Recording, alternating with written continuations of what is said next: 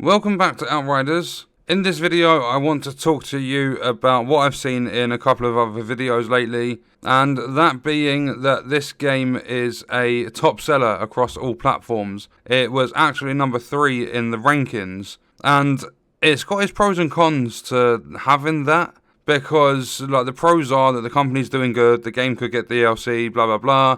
The cons are that the companies could stop bothering with the game. There could be a lot of issues and stuff they don't fix because they've made their money and they're going to move on to other projects. And the biggest talking point of it is the fact that it's done really well despite being on the Xbox Game Pass. One of the things that stemmed from the game doing so well is content creators talking about DLC. There's been a couple of concepts and rumours and stuff of what the DLC could be, and I just want to put my opinions out there on it because at this time I am not at all interested in DLC. Regardless of it being a new character class, regardless of it being a major expansion, I'm not interested. For the one simple fact that they are going to, if they are planning to do DLC within the next 6 months to a year, and they haven't ironed out all of the bugs and all of the issues that people are facing, then they are just simply putting layer upon layer, doing what every other game seems to do. But it's the live service games that typically do it. They have this approach of releasing a game broken and they'll fix it later. They always release like 80% of the game, then they work on the other 20% and release that at a later time.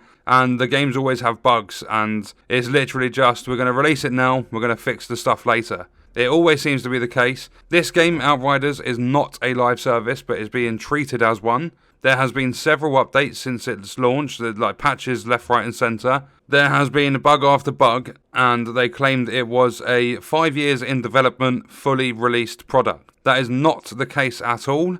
Literally within the first week they released a patch to nerf a load of stuff, and they are focusing on doing nerfs before fixing the game, and now there are talks of DLC. I don't think anything is official in terms of the DLC, but people are talking of new classes, expansions, and they will charge money for major expansions. They have to, because they put a lot of money and resources into making the expansion. They have to get their money back somehow, and this game doesn't feature microtransactions, so they're going to have to charge for this expansion. If they make an expansion, and that's a big if, because they did say DLC was based on their reception at launch, and it's been very good, so there is a big chance there will be DLC. But if that's the case, and they're charging money for it, not only have people paid for a broken, buggy product, but they're also going to pay for an expansion that could have exactly the same problems. We don't know much at the moment, but for now in the game's current state, I don't think it's worthy of a DLC. They need to get some bug fix patches and stuff out. They need to do it fast.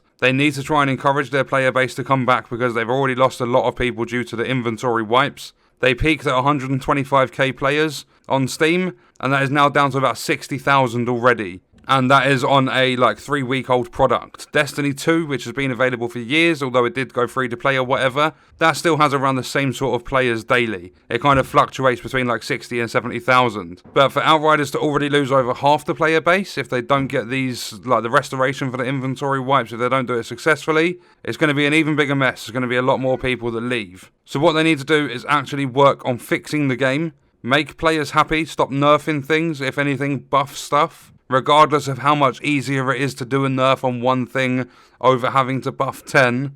If they want this game to be even more successful than it's already been, if they want the game to continue being successful for months and months on end and possibly years down the line, then they need to do something and do it fast. Releasing this product, making the money, doing nerfs, annoying the community and stuff is just not going to do them favours at all.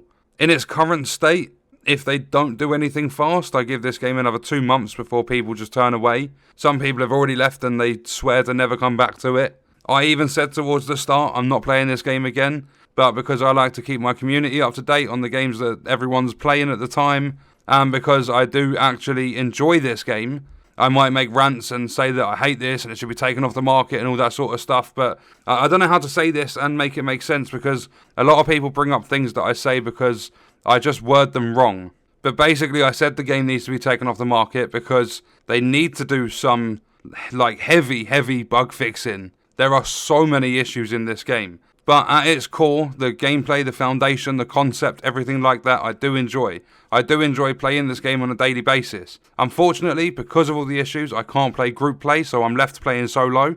because I'm not risking my inventory being wiped. I'm not playing with all the really bad lag because Square Enix decided to go with P2P servers, or whichever side of the companies did. They just overall ultimately chose to go P2P, and that never ever works out. Never. I don't know why they haven't taken tips from other games that they've seen fail and succeed over the years they've been developing the game. But for them to sit there and say that they've been working on the game for 5 years, release it as it is, and then just work on the fixes later, they should have just gone with the live service approach. They should have said it's a live service game.